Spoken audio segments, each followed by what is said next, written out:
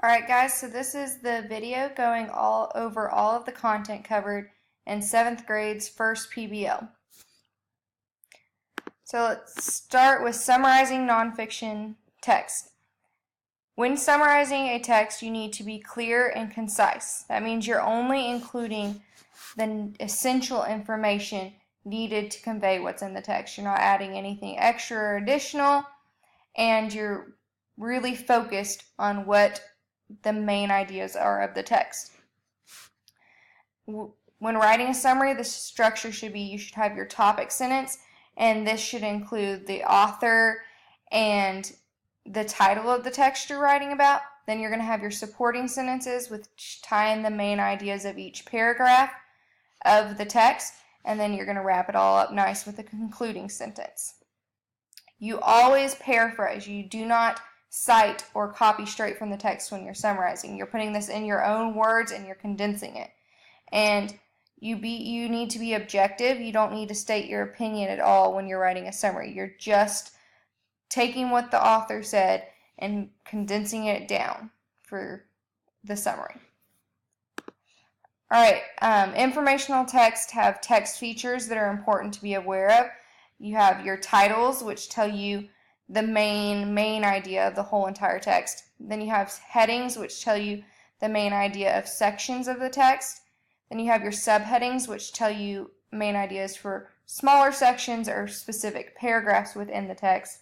Your table of contents allows you to know where to locate certain topics within a text.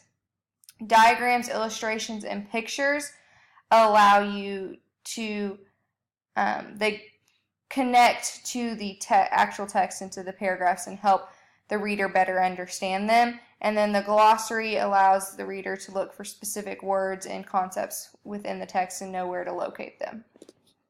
So the main things to focus on are the headings and subheadings, are those telling the main ideas of those paragraphs or specific sections of a text, and then our diagrams, illustrations, and pictures are connecting to a paragraph within the text and helping the reader understand all that information. Alright, any writing has this particular audience and purpose, and so it's important to be able to figure out what those are. The audience is the people the author has in mind as the readers.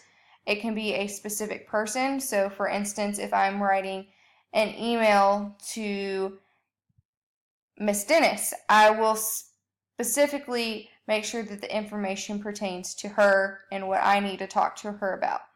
Now, if I'm writing to, say, the audience is a whole group of people, for instance, if there's an article about healthy foods for babies, well, obviously the audience of the article is not babies because they can't read, so the audience would be the parents of those babies. And then there's articles that are text that are for the whole general public, and so this would be something that applies to any kind of reader, no matter who they are. And then you've got your purpose.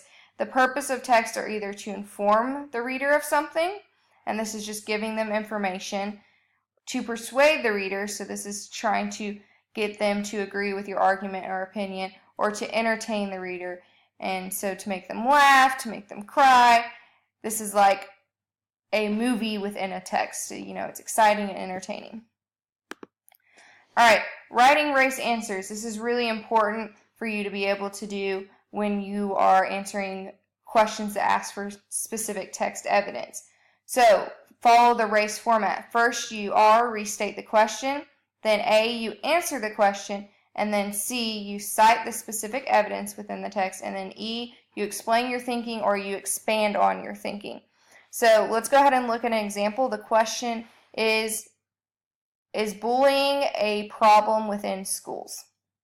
And so we have our example right here. And first, in this minty green color, we have our answer, our question restated. Bullying is a huge problem in many schools. So that's taking our question, turning it into a statement. Then we have our answer in this kind of highlighter blue color. There are several steps students can take to help stop the problem in their school. One thing students can do is to participate in school-wide effort committed to speaking out against bullying. Then we go into our specific text evidence where it says, according to the author, research has shown that the students who participate in anti-bullying programs in their schools are more likely to have empathy for students who experience bullying. And then we further expand on our thinking with one example of this is a poster contest my school had. The topic was stand up to bullies. The contest seemed to make students really think about how hurtful bullying can be. So that's making that deeper connection. So it's bringing you in and your experiences in and connecting to something else. So now we're to the code question portion of this video. This is where you can prove that you've watched the video by being able to answer this question. It's unique to this video. So the question is, what toy does Moose have in this picture? And obviously, the answer would be a stuffed moose. Irony. Alright, now we're moving on to persuasive text. When writing a persuasive text, the author is presenting and defending their opinion to persuade the audience to agree with them. Some tips for writing a persuasive text is you have to take a clear and concise position, and you want to consider who your audience is. So earlier we talked about how if we were writing an article about healthy baby foods, the audience would be parents. Well, if your argument was that one baby food was healthier than another, then you need to make sure that you're tailoring that to parents. Alright, in a persuasive text, your introduction has a hook, background information, and a thesis statement. So the hook is the thing that makes the readers excited and it intrigues them in what you have to say. So in mint green we have our hook. The world is changing quickly, and what looks like a science fiction fantasy is gradually becoming our current reality. So they're appealing to us with science fiction. Then we have our background information necessary to understand what else the author is saying. It seems that progress spreads to all spheres of humanity's life, but one of the most amazing breakthroughs has been achieved in energy recently. About 2 decades ago, it appeared there was no effective alternative to the conventional fossil fuels such as gasoline and oil, but it turned out that there is a better, cleaner, and more effective substitute for them, electricity. So here's the authors giving us all the background information we need for their persuasive essay. Then we have the thesis statement. This is your main point, your main opinion, your main idea.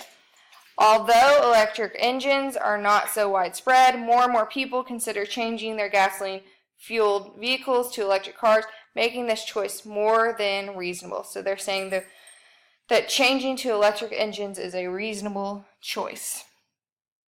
Alright, next with persuasive text is you have, that should be body, not Bobby. Your body paragraph.